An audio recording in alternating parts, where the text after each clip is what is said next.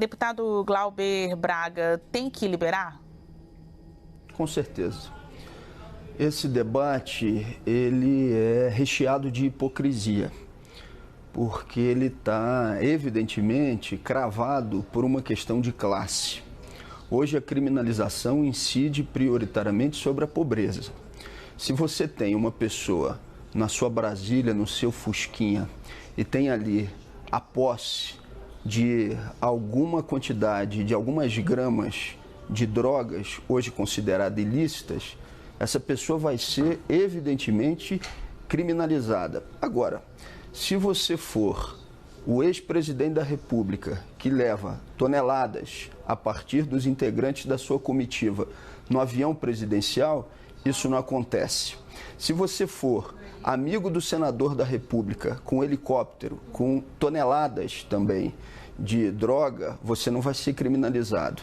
Se você for senador da República e ex-secretário da Pesca do ex-governo, onde um caminhão foi pego também com toneladas, com quilos, melhor dizendo, nesse caso em específico, mais de 300 quilos, você não vai ser criminalizado. Se você for ex-deputado e tio da ex-ministra Damares e também o avião da sua representação, e nesse caso do seu conglomerado religioso, for pego com uma quantidade significativa de drogas, com quilos, você não vai ser criminalizado. Essa é uma questão social. O que acontece hoje no Brasil é que a gente tem 30% das pessoas nas unidades prisionais respondendo a algum tipo de crime relacionado à lei de droga. Discutir um processo de descriminalização, de regulamentação e tratar o uso abusivo de álcool e outras drogas consideradas ilícitas como uma questão de saúde pública, com fortalecimento da rede de atenção psicossocial, é o caminho correto e não uma ampliação do processo de criminalização, que é a política que é tocada ainda no dia de hoje. Olha, esse julgamento está parado desde 2015. 2015 é uma questão antiga ali no Supremo Tribunal Federal que nasceu do caso de um homem que foi preso depois de ser localizado com 3 gramas de maconha. Para alguns, 3 gramas de maconha configurariam uso pessoal e não participação no tráfico de drogas. Para outros, é uma porta de entrada para o hábito pessoal virar, de fato, um crime que prejudique a ordem pública. Deputados, os senhores não acham que o judiciário vai entrar nesta bola dividida justamente porque a situação não foi pacificada pelo Congresso Nacional? Existem projetos de lei tramitando lá para discutir este assunto, mas parece que a discussão não chega ao fim no Congresso. E daí a necessidade do judiciário apartar, dizer quem está com a razão, né? O que é crime ou não. Com a sua avaliação, deputado Fraga. Bem, antigamente, a lei anterior era muito clara. Tinha o artigo 16 e o artigo 12. O artigo 16 se aplicava para o uso pessoal e o 12 era o traficante. Então, isso foi revogado e agora fica essa questão aí muito mal discutida. Por exemplo, você, ao pegar um cara com um cigarro de maconha, você não tem que colocar esse cara na cadeia, não é isso que nós estamos discutindo. Nós estamos discutindo a descriminalização do uso de drogas e a consequência disso serão os nossos jovens nas escolas que vão levar, imagina você, um adolescente, levar para a escola o cigarrinho de maconha ou uma porçãozinha pequena de cocaína para usar na escola. Pelo amor de Deus.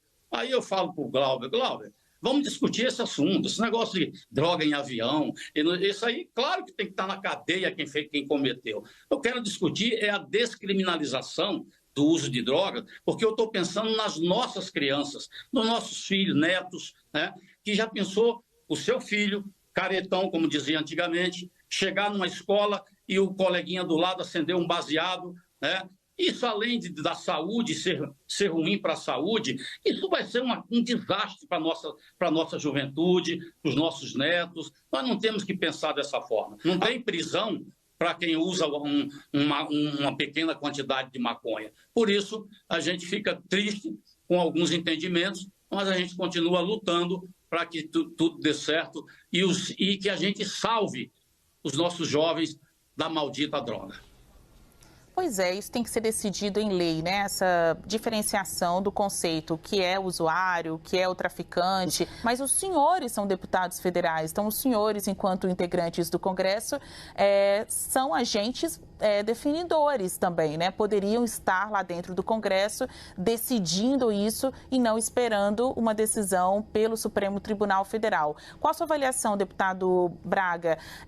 Veja, aqui em discussão, o STF vai avaliar se ofende a privacidade, a intimidade do usuário de drogas, correr o risco de ser preso, ter o seu item de entorpecente apreendido, caso seja identificado pela polícia. O senhor não acha que o Congresso deveria avançar nessa legislação? Basílio, eu quero responder diretamente ao seu questionamento, mas antes me permita só dizer que o deputado Fraga está fazendo uma distorção, está confundindo o que é o julgamento do Supremo hoje, que trata de descriminalização, como se fosse um libera geral. Nem quem defende um processo de descriminalização amplo e regulamentação defende aquilo que ele está dizendo aqui na entrevista, até porque ele passa por cima do Estatuto da Criança e do Adolescente como se ele não existisse. O processo de regulamentação e descriminalização não é isso que o senhor defendeu, deputado Fraga, aqui na entrevista. Concordo plenamente contigo, Basília, e nós temos um problema grave.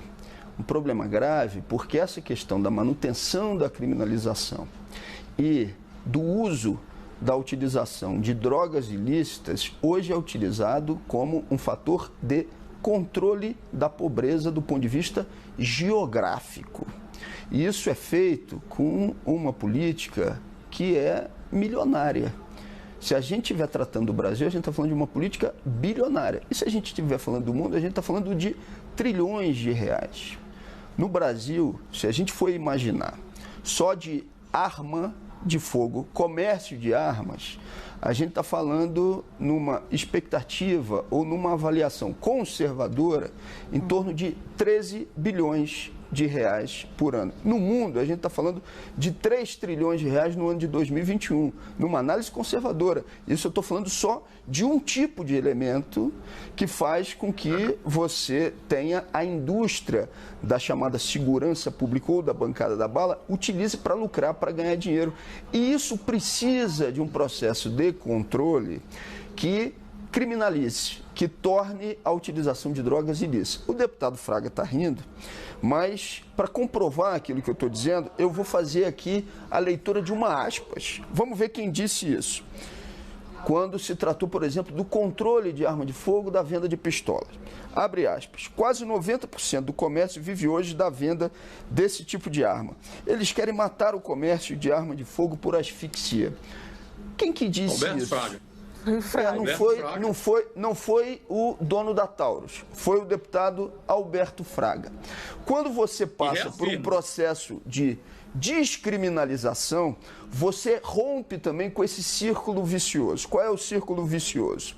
O dono da Taurus e de outras empresas ligadas aos grandes esquemas de segurança, bilionários e mundialmente trilionários, fazem o quê? Eles cooptam aqueles que são os seus aliados nos mais variados poderes, inclusive no poder legislativo. Não é à toa que a bancada da bala... Deixa eu só concluir, deputado Fraga. Sim.